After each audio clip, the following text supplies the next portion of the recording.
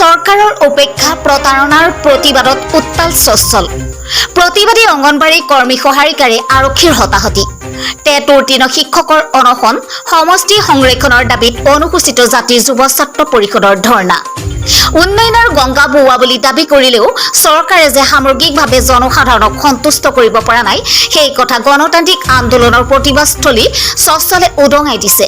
আজি তিনিটা সংগঠনে ৰাজ্য চৰকাৰে কৰা প্ৰতাৰণাৰ তথা সমস্যা সমাধানত দেখুৱা অনিহাৰ বাবে সচ্ছলত ৰূপায়ণ কৰে প্ৰতিবাদী কাৰ্যসূচী। অঙ্গনবাড়ী কৰ্মী সহায়িকা সন্থা সদৌ অসম প্ৰাথমিক টেটৰ 3 শিক্ষক সমাজ আৰু অনুসূচিত জাতি যুৱ ছাত্ৰ পৰিষদে পৃথকে দাবীত প্ৰতিবাদী কাৰ্যসূচী ৰূপায়ণ কৰে। অঙ্গনবাড়ী কৰ্মী আৰু সহায়িকা সন্থাই তেওঁলোকক মাননীৰ পৰিৱৰ্তে মজুৰিৰ ব্যৱস্থা কৰি মজুৰিৰ পৰিমাণ বৃদ্ধি কৰাৰ দাবীত বিক্ষোভ প্ৰদৰ্শন কৰে। অঙ্গনবাড়ী কৰ্মী সহায়িকাসকলে বেৰিকেড ওফৰাই ৰাজপথলৈ ওলাই যাব বিচাৰিছিল যদিও আৰক্ষীয়ে বাধা দিয়াত হতাহতিও হয়।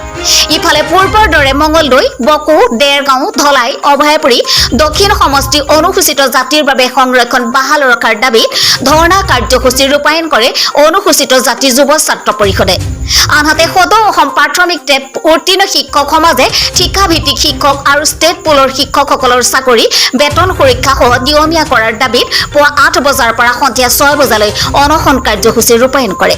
চনৰ পৰা আৰঅপি অনুসৰি দৰমহা লাভ কৰি অহা শিক্ষকসকলৰ চাকৰি নিয়মীয়াকৰণৰ স্পষ্ট নিৰ্দেশনা কোনো ধৰণৰ পদক্ষেপ গ্ৰহণ কৰা নাই, যাৰ ফলত প্ৰায় 40,000 ঠিকাভিত্তিক শিক্ষকে ৰাজপথত আন্দোলনত নামিব লগা হ'ল।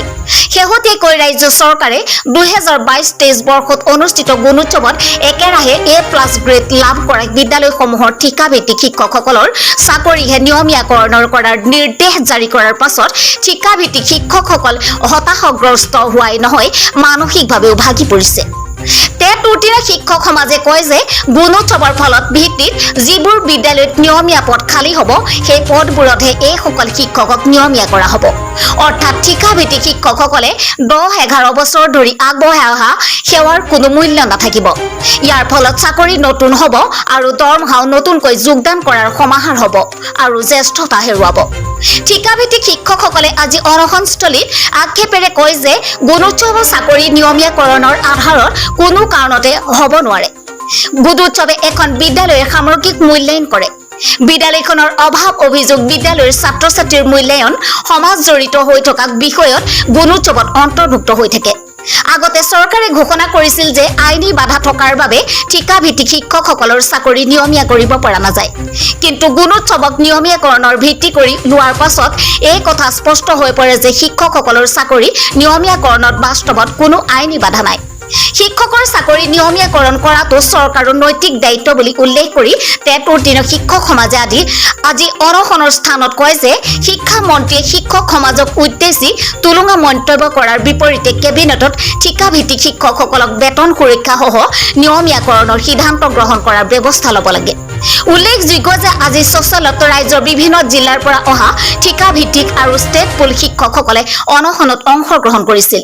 অঙ্গনবাড়ী কৰ্মী সহায়িকা সন্থাই বাৰম্বাৰ তেওঁলোকৰ মজুৰি বৃদ্ধিৰ দাবীত আন্দোলনৰ কাৰ্যসূচী ৰূপায়ণ কৰি অহাৰ পাছতো চৰকাৰৰ গা নলৰাত প্ৰদৰ্শন কৰা বিক্ষোভৰ সময়ত আৰক্ষীৰ লগত খন্তযুদ্ধও হয়।